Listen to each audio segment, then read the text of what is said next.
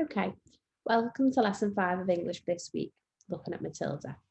So yesterday we started writing our letter to Mrs. Phelps from Matilda, okay?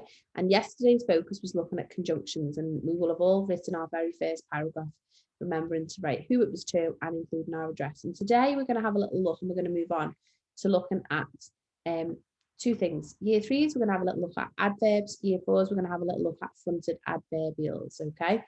So have a little think about what they are.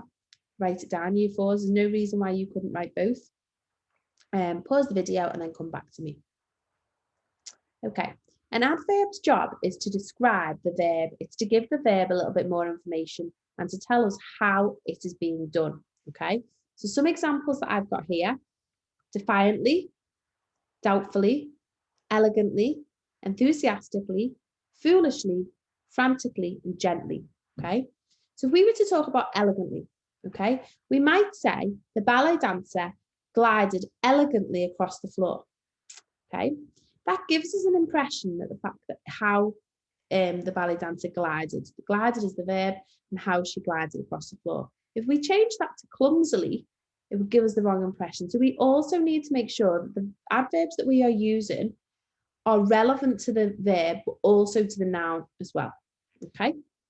When we have a little look at fronted adverbials, then they are something that go at the front of a sentence, okay? And without the next part, they would not make sense. They are followed by a comma, and they give us a bit more information about how or why something was done, how or when, on a daily basis, for instance. We might say on a daily basis, Matilda liked to read. Well, Matilda liked to read would be a sentence that would make perfect sense on its own. But by putting that on a daily basis, we're given a little bit more information about when that was done, okay? And we've got the comma there. So these would not make sense on their own. Okay, so let's have a little look at some of these examples that I've put here. Looking at these fronted adverbials. From the minute she arrived, Matilda had been nothing but a nuisance. Sounds like something Mrs. Trunchbull would say, doesn't it? Okay. We have a look at this sentence. What I like to think about is, what is the thing we're being told?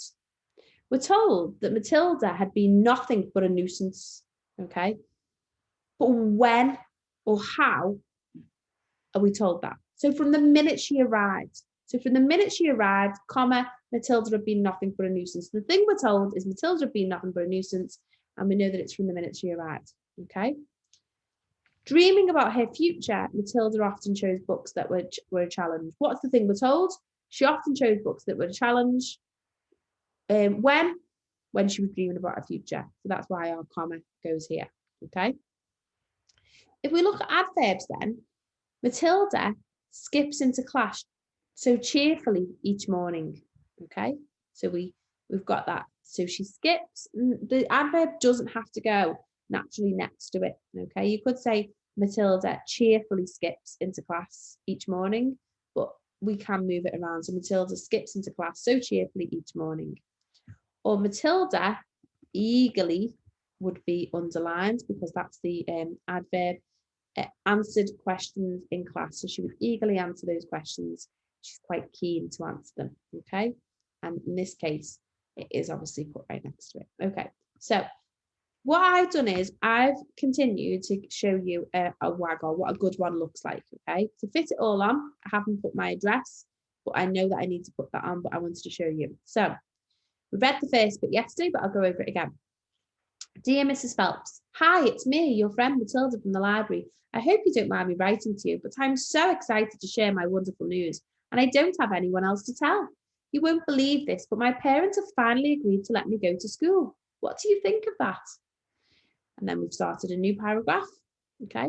The night before school began, I found it so hard to fall asleep because I was so amazed at the decision not to mention the fact that I would at last see what this school work was all about. Okay. Now, having a little look at this sentence now, do we think it is okay? Okay, it's got a lot of information there, but we haven't actually thought about breaking it down so that it makes sense and we're not felt like we were going to run out of breath then. So the night before school began, I found it so hard to sleep. Okay, I think what we'll probably do is I'm going to put a full stop there and I'm going to change that to this was because I was so amazed at there. Now, although I've said that my parents, I feel like we need to mention them again. I was so amazed at my parents' decision not to mention the fact. So I feel like here we also need to say parents' decision to allow me to go to school, and not to mention the fact that I would at last see what this school lark was all about. It's okay. So it's really important that I read back over that. So the night before school began, I found it so hard to fall asleep. This was because I was so amazed at my parents' decision to allow me to go to school, and not to mention the fact that I would at last see what the school lark was all about. Okay, so this is using a bit of slang to say that, you know, people talking about school and she doesn't really know what's going on. On that first morning, and with a little apprehension, I walked cautiously towards the school door that was opened as if by magic by a rather grumpy, larger-than-life lady called Miss Trunchbull. She's the head teacher, but I don't think she is particularly someone I should look up to. Worryingly, her voice is rather loud, and she looks somewhat scary. Okay. My class teacher is called Miss Honey. Luckily, she is the complete opposite of Miss Trunchbull, and she seems to be kind and listens to us when we ask her things. I will let you know how we get along. Okay, because she doesn't know a lot about it at the moment. You'll be really happy to know that I've been sharing my knowledge with others. But the most wonderful thing is that Miss Honey has promised me that I will be able to learn as much as possible while I'm in her class. Obviously, I've told my new teacher and my not so interested classmate how much I love coming to visit your library. Proudly, I've shared the characters I've met and the stories I've enjoyed. Hope to see you soon, Mrs. Phelps. Thank you so much for the way you have encouraged me to read the books and welcomed me into the library. Okay, so let's have a little look if we can find any adverbs or fronted adverbials and conjunctions.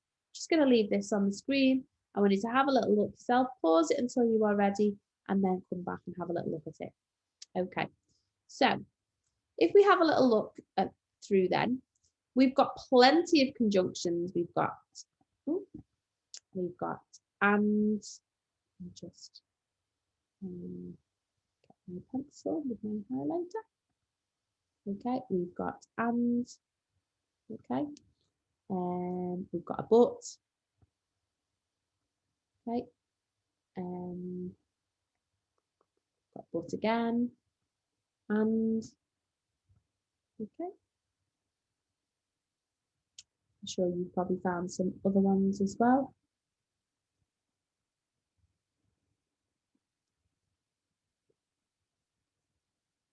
We've got while there as well, as much as possible, while I'm in her class, which adds in more detail. Okay, let's have a little, I know we've got lots of fronted adverbials, gone a bit crazy with them. Okay, we've got obviously, okay, proudly. Remember, it's a bit of a clue, they come at the start of a sentence, so we should be able to, luckily.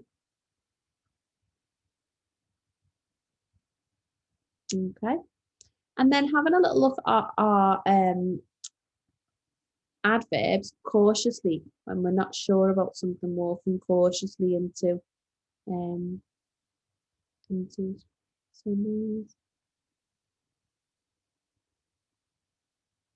We've got worryingly is a fronted adverbial as well. I saw that, I'm sure she said a lot of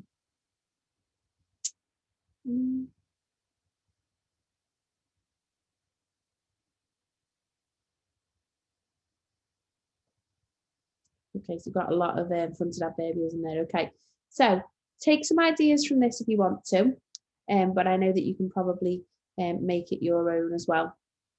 Okay, so you are going to continue now, finishing off writing your letter, and then you can send it in to your teacher to have a little look at, and I can't wait to read what you've come up with. Okay, good luck writing. Bye.